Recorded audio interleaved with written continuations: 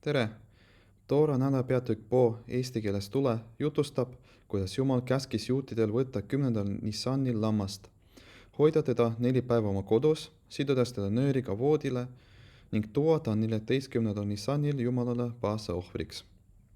Miks pidid juudid võtma endale lammast just 10. Nissanil? Selleks, et kui egiptlased küsiksid nende käest, milleks te hoiate oma kodus lammast, vastaksid juudid, et seda lammast nad kavatsevad tuua ohvriks Jumalale.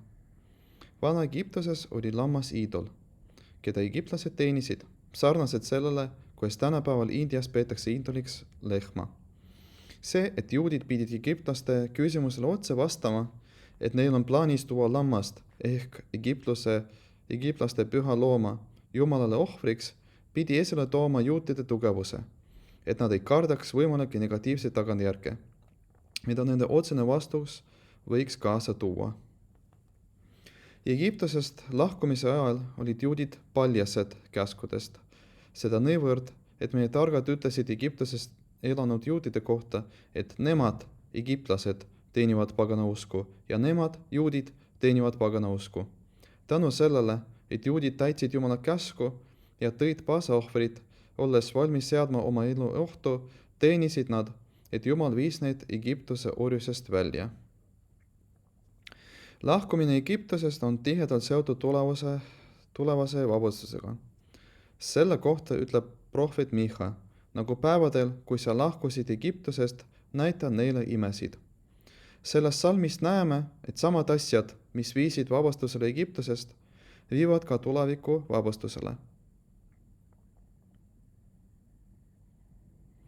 Täpselt nagu vabastus Egiptusest saabus tänu juutide tugevusele ja valmidusele ennast ohverdama, samamoodi saabub ka tuleviku vabastus tänu tugevusele ja enese ohverdamisele.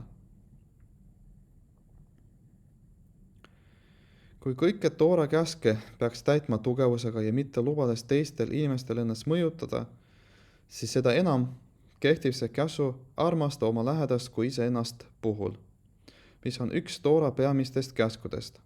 Üks viisidest, kuidas seda käsku saab täita, on rääkida teisele juudile Toora ja käskude kohta.